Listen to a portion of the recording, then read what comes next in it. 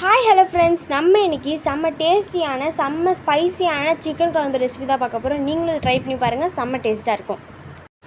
இன்றைக்கி சிக்கன் ரொம்ப ஃப்ரெஷ்ஷாக இருந்துச்சு. மார்க்கெட் போய் பார்த்ததில் நாங்கள் சிக்கன் ஆல்ரெடி கழுவி நல்லா க்ளீன் பண்ணி எடுத்து வச்சுட்டோம்.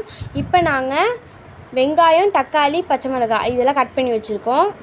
இப்போ ஒரு பாத்திரத்தில் அதில் தண்ணி விட்டு சிக்கன் போட்டு வேக வச்சுக்கணும். கொஞ்சோண்டு வெங்காயம், கொஞ்சோண்டு தக்காளி, ஒரு பச்சை மிளகாய் முழுசாக போட்டுரும் நம்ம அரிஞ்சு வச்சுருந்ததில். நல்லா அது கொதிக்கட்டும், நல்லா வெந்து வரணும் சிக்கன். இப்போ இதில் உருளைக்கிழங்கு கட் பண்ணி வச்சுருந்தது நல்லா சேர்த்துக்கலாம். இப்போ இதில் மிளகாய் தூள் சேர்த்துக்கலாம், கரம் மசாலா சேர்த்துக்கலாம், கொஞ்சமாக மஞ்சள் தூள் சேர்த்து நல்லா கலந்து விட்டுக்கோங்க. நல்லா மிக்ஸ் பண்ணிக்கோங்க. நல்லா சிக்கனோடு சேர்ந்து நல்லா அது ஊறணும். நல்லா வேக விட்டுக்கோங்க. சிக்கன் சாஃப்டாக வேகணும்.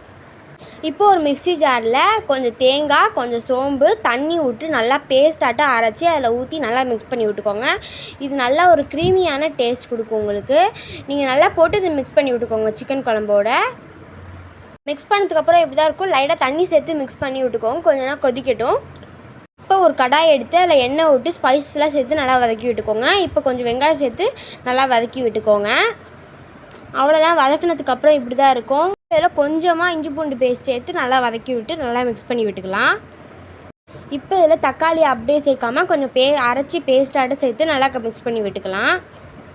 அவ்வளோதான், மசாலா ரெடி. நம்ம இப்போ இதை சிக்கன் குழம்பு கூட சேர்த்து நல்லா மிக்ஸ் பண்ணி விட்டுக்கோங்க. நல்லா கிளறி விட்டுக்கோங்க.